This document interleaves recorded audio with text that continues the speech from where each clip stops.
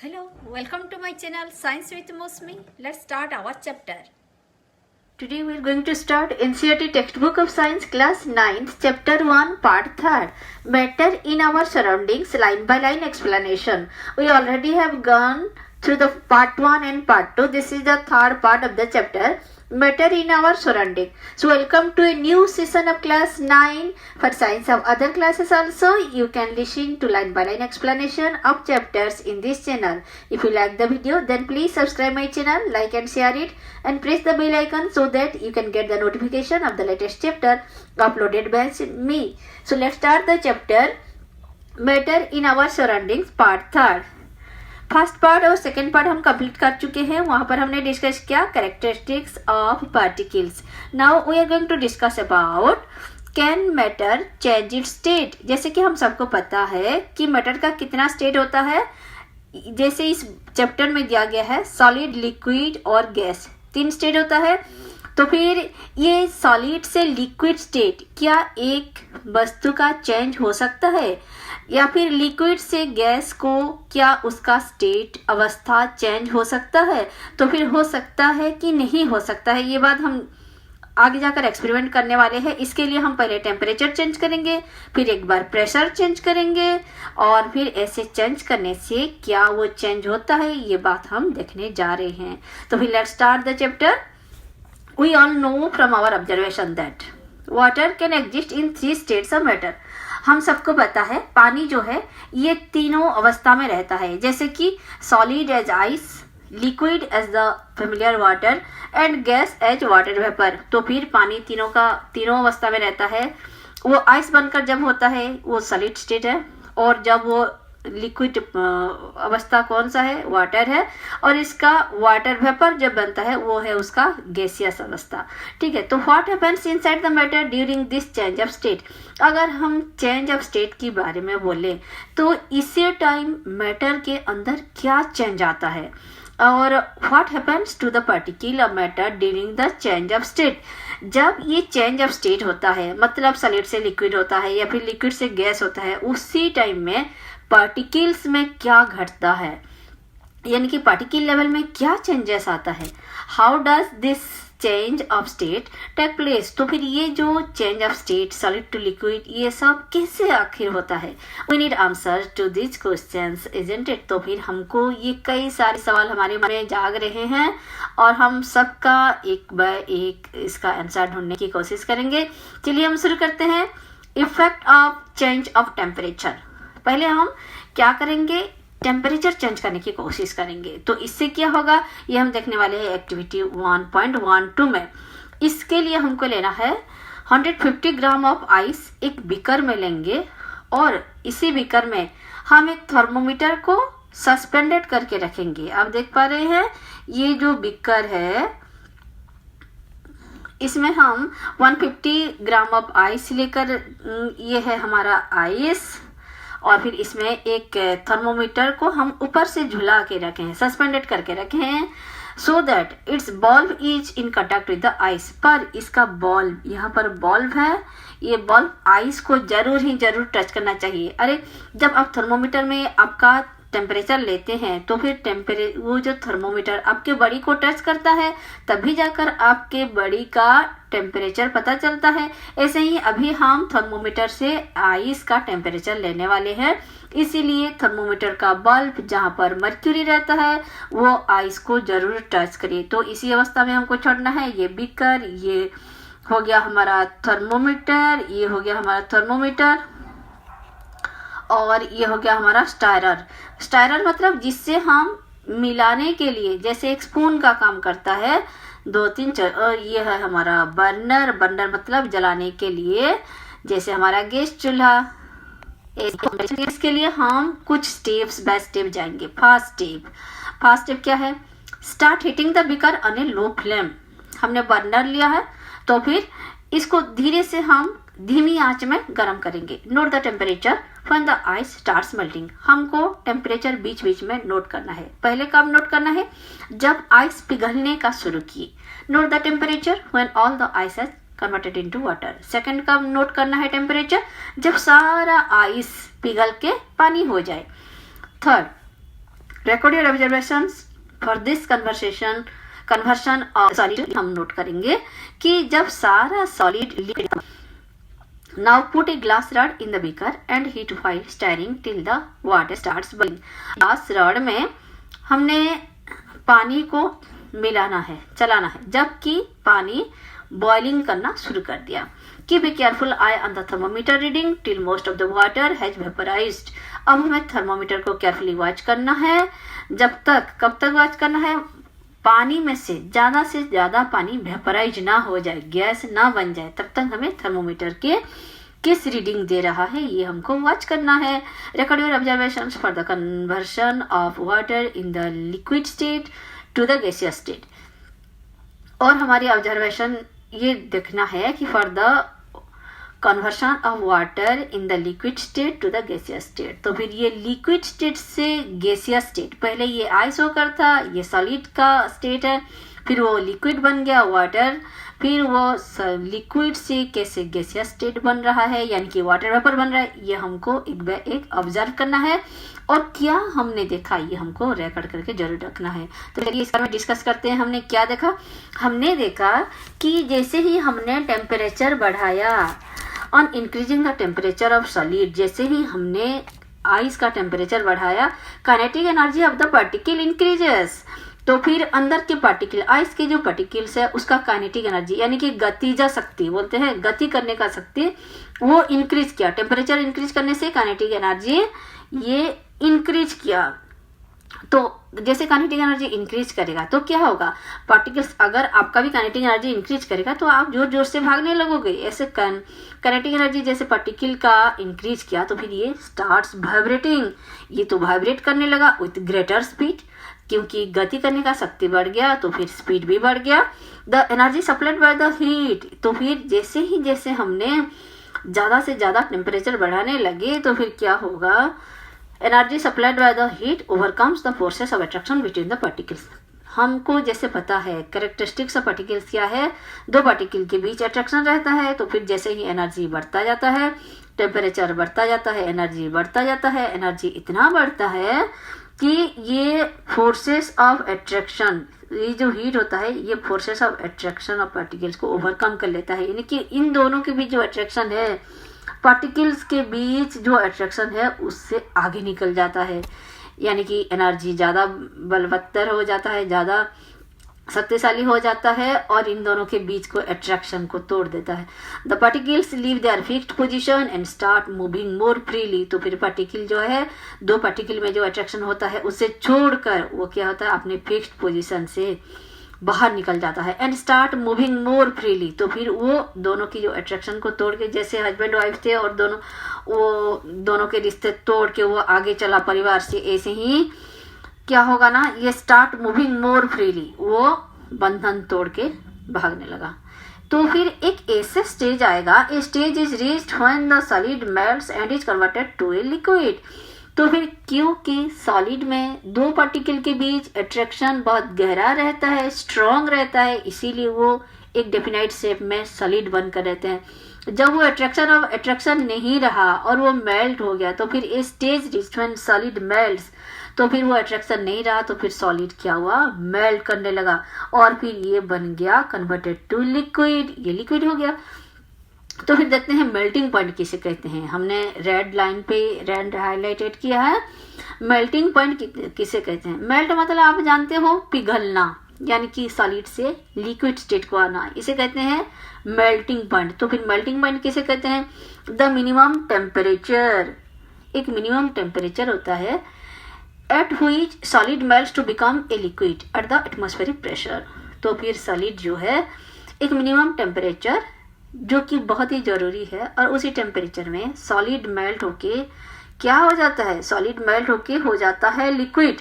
और ये सब होता है एटमॉस्फेरिक प्रेशर में, eight the atmospheric pressure. It is called melting point. तो सीधी सी बात, अगर मेल्टिंग पॉइंट है तो मेल्टिंग पॉइंट में क्या होता है? सॉलिड मेल्ट होके लिक्विड होता है. इसके लिए जो मिनिमम टेम्परेचर है और एक पर्टिकुलर एटमॉस्फेरिक प्रेशर है उसे कहते हैं मेल्टिंग पॉइंट. क्लियर?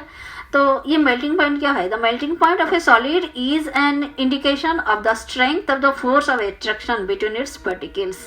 तो फिर ये फोर्स का जो स्ट्रेंथ है उसका एक इंडिकेशन है मेल्टिंग पॉइंट, यानी कि मेल्टिंग पॉइंट आने वो फोर्स ऑफ अट्रैक्शन से पार होकर एनर्जी चला और फिर वो सॉलिड पिघल के क्या हो गया, लिक्विड हो गया। तो melting point of A solid is an indication of the strength जितना ज्यादा होगा मेल्टिंग पॉइंट इतना ऊंचा होगा, है ना। To the force of attraction between the particles, दो पार्टिकल के बीच अगर अट्रैक्शन बहुत ही ज्यादा है तो मेल्टिंग पॉइंट भी बहुत ही ऊंचा होगा, है ना। तो ऐसे ही देखा जाए तो melting point of ice is कितना है 273.15 Kelvin. The process of melting, that is change of liquid state into solid state into liquid state, is known as fusion. ये बहुत ही important term है, आगे जाकर इसके बारे में और भी पढ़ना है। तो fusion क्या है? Process of melting, that is change of solid into liquid state. Solid से जो melting होके liquid होता है ना, उसी process को कहते हैं fusion.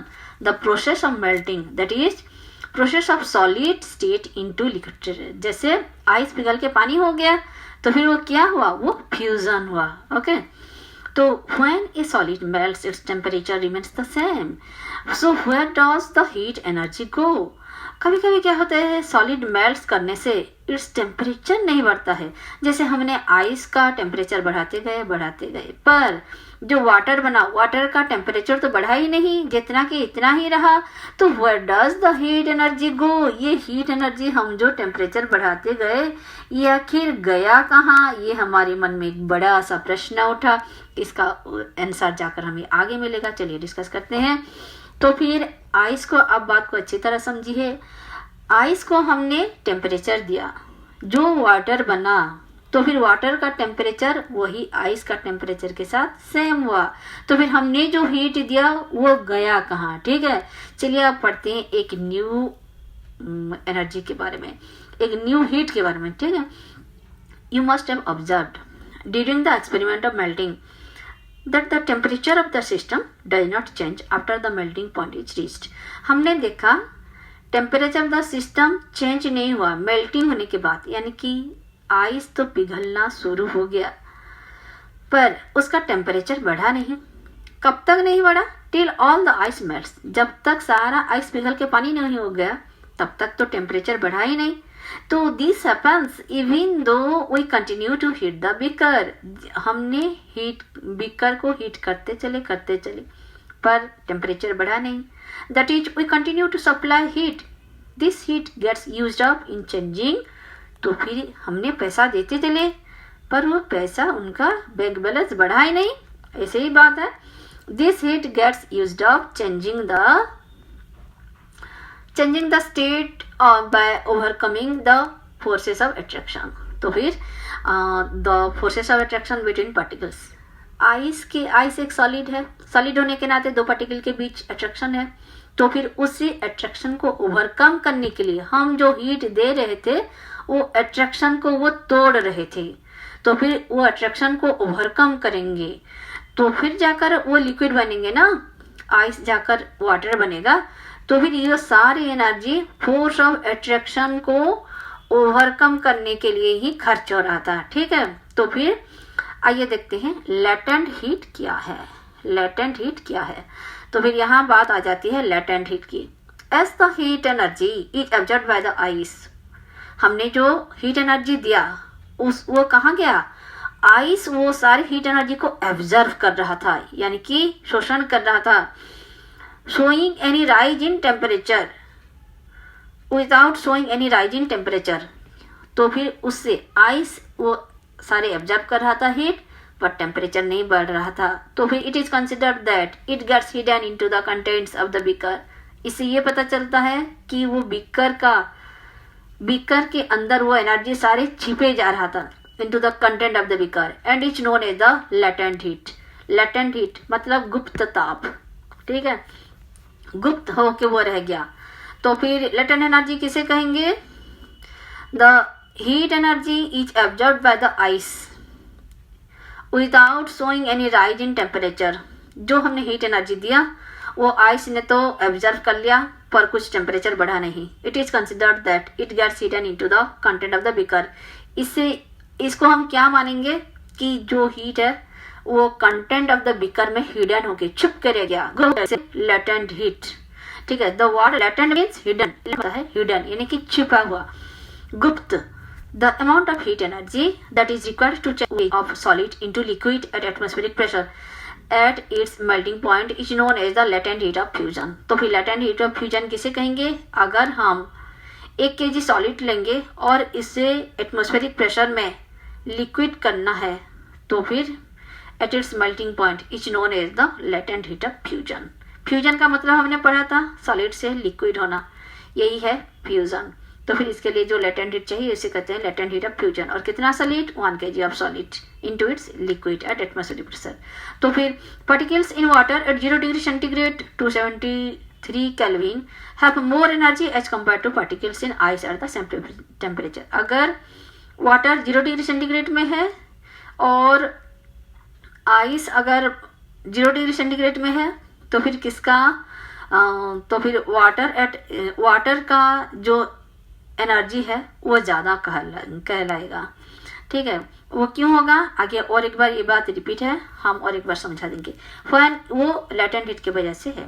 Fan we supply heat energy to water. Suppose water है, उसको हमने हीट एनर्जी सप्लाई किया तो क्या होगा? Particle start moving even faster.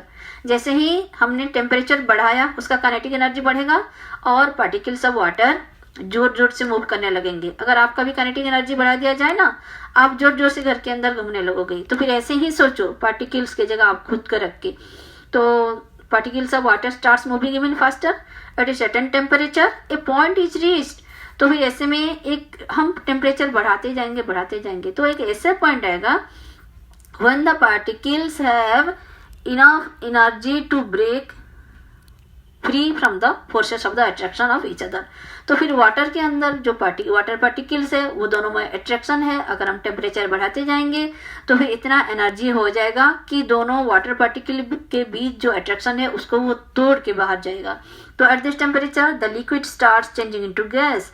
जब लिक्विड और लिक्विड पार्टिकल में अपना अट्रैक्शन ही नहीं रहा तो फिर वो क्या बन जाएंगे? वो बन जाएंगे गैस। तो फिर द टेम्परेचर इसे कहते हैं हम बॉइलिंग पॉइंट। अभी एक बात आता है, एक टर्म आता है बॉइलिंग पॉइंट। बॉइलिंग पॉइंट किसे कहेंगे? तो फिर the temperature at which a liquid starts boiling at the atmospheric pressure is known as boiling point. यानी कि लिक्विड जो है वो बॉयल करने लगेगा और क्या हो जाएगा? वो गैस बन जाएगा।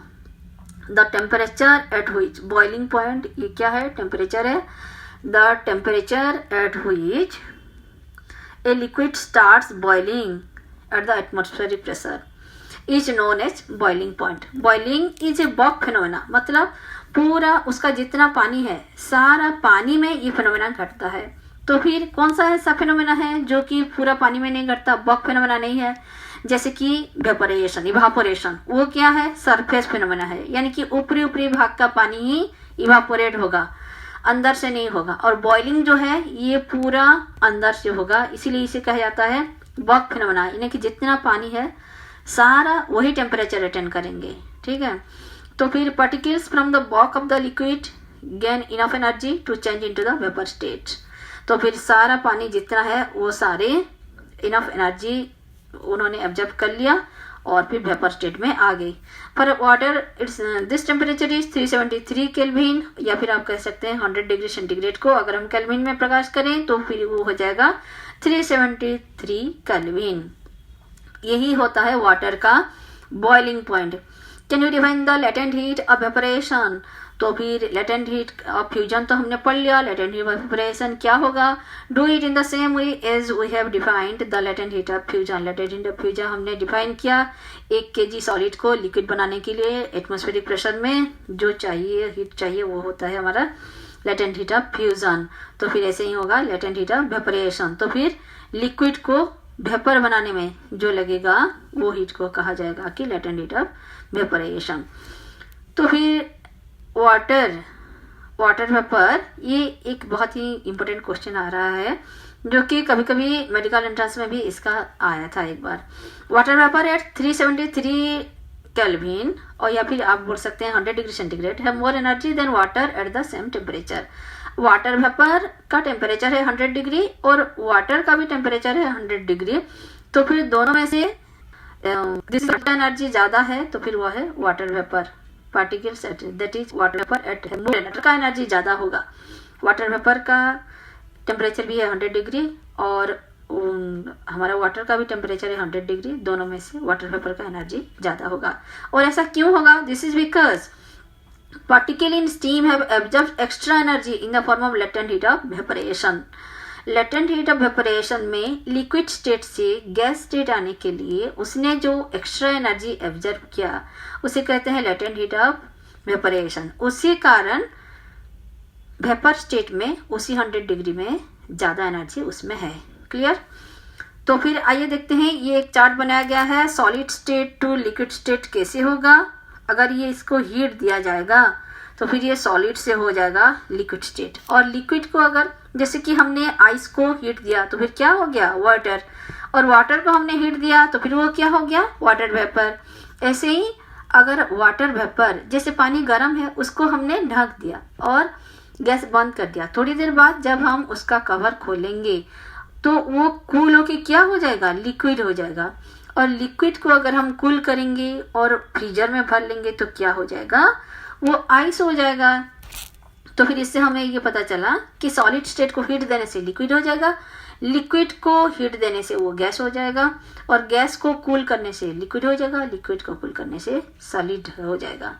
ये बात क्लियर है आपको? So we infer that state of matter can be changed into another state by changing the temperature. इससे हमको ये पता चला कि अगर हम टेम्परेचर चेंज करेंगे तो स्टेट भी चेंज हो जाएगा, यानी कि एक अवस्था से दूसरा अवस्था आ जाएगा।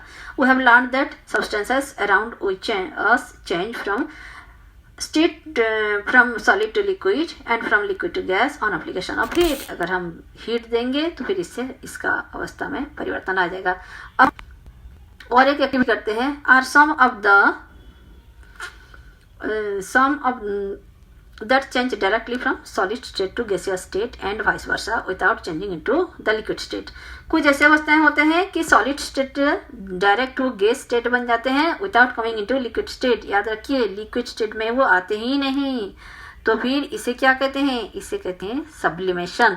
It change of state directly from solid to gas without changing into liquid state में आते ही नहीं, इट्स कॉल्ड सब्लिमेशन। और उसका उल्टा यानी कि गैस टू ये हो जाएगा gas to solid without coming into liquid state, that is called deposition. ये गैस से सीधे हो जाएंगे सॉलिड। तो फिर देखते हैं effect of change of pressure. अगर हम प्रेशर चेंज करेंगे तो उसमें क्या बदलाव आएगा? पहले तो हमने टेम्परेचर चेंज किया, अभी प्रेशर चेंज करते हैं। We have already learn that the difference in various state of matter is due to the difference in the distances between the constituent particles. यानी कि सॉलिड में अगर दो पार्टिकल के बीच डिस्टेंस बहुत ही कम है, वो एक दूसरे से पूरा टाइट में जुड़े हुए हैं, तो लिक्विड में थोड़ा ढीला है, और गैस में देखें तो दो पार्टिकल के बीच बहुत ही डिस्टेंस ज़्यादा है, तो फिर it difference in the distance between the constituent particles it determines the matter. तो what will happen when we start putting pressure and compress a gas? तो फिर इसी डिस्टेंस को, दो पार्टिकल के बीच जो डिस्टेंस है उसी को हम क्या घटा सकते हैं? अगर घटा लेंगे तो फिर क्या इसका स्टेट चेंज हो जाएगा? चलिए देखते हैं, ये बहुत ही इंटरेस्टिंग है। Start putting pressure and compress a gas. हमने, आपको पता है गैस के जो पार्टिकल्स है वो बहुत ही ढीला ढाला वो अपनी फ्रीली घूमते हैं, तो फिर इसको हम अगर कंप्रेस करेंगे और एक सिलेंडर में बंद कर देंगे तो will the particle come closer. अगर हम उसको कंप्रेस करेंगे, दो पार्टिकल के बीच डिस्टेंस को घटा देंगे और एक एनक्लोजर में एनक्लोज कर देंगे, जैसे ऑक्सीजन को सिलेंडर में बंद किया जाता है, तो फिर क्या होगा? Do you think that increase और decreasing the pressure can change the state of matter? चलिए देखते हैं, अगर हम ये डिस्टेंस को कम कर लेते हैं, कंप्रेस कर लेते हैं या फिर बढ़ा देते हैं, क्या चेंज ऑफ स्टेट हो जाएगा? यानी कि सॉलिड से लिक्विड हो जाएगा, सॉलिड का डिस्टेंस बढ़ा देंगे तो लिक्विड हो जाएगा, लिक्विड का डिस्टेंस बढ़ा देंगे तो गैस हो जाएगा, गैस का डिस्टेंस, दो पार्टिकल के डिस्टेंस अगर घटा देंगे तो क्या वो लिक्विड हो जाएगा? तो फिर देखते हैं, ये तो बहुत इंटरेस्टिंग है। Applying pressure and reducing temperature can liquefy gases. अरे ये सच है, अगर हम प्रेशर देंगे और रिड्यूसिंग टेम्परेचर का रिड्यूस करेंगे तो फिर गैस बन जाएगा लिक्विड, कैन लिक्विफाई गैसेस। ठीक है, तो ऐसे ही ऑक्सीजन सिलेंडर में के अंदर ऑक्सीजन लिक्विड की अवस्था में रहता है, ये कंप्रेस्ड किया हुआ जाता है। तो फिर हार्ड सॉलिड कार्बन डाइऑक्साइड, आप सॉलिड कार्बन डाइऑक्साइड के बारे में पढ़े हैं क्या?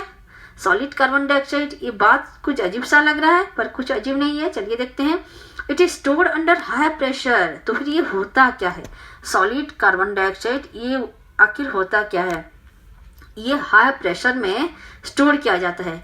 तो solid carbon dioxide gets converted into directly into gaseous state. Solid carbon dioxide जो है ये सीधा गैसियस स्टेट में चला जाता है, यानी कि without going into liquid state, है ना मजे की बात।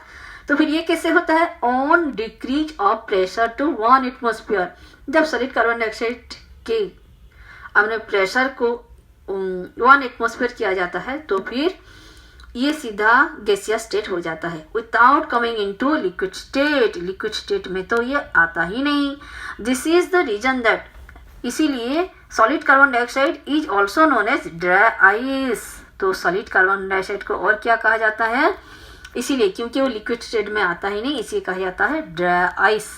तो thus we can say that pressure and temperature determine the state of a substance. हमने देखा प्रेशर चेंज करो तो स्टेट चेंज हो जाता है, सॉलिड से लिक्विड, लिक्विड से गैस हो जाता है, और ऐसे ही टेम्परेचर भी चेंज करो तो pressure and temperature determine the state of a substance whether it will be solid, liquid और गैस। तो हमने पढ़ा कि जैसे ही हमने देखो और एक बार देख लेते हैं इसमें क्या क्या है। यह है लिक्विड स्टेट।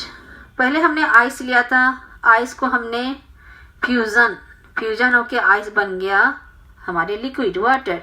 फिर लिक्विड हमारे वेपराइजेशन होके, लिक्विड वेपराइजेशन होके हो गया गैस, वाटर वेपर।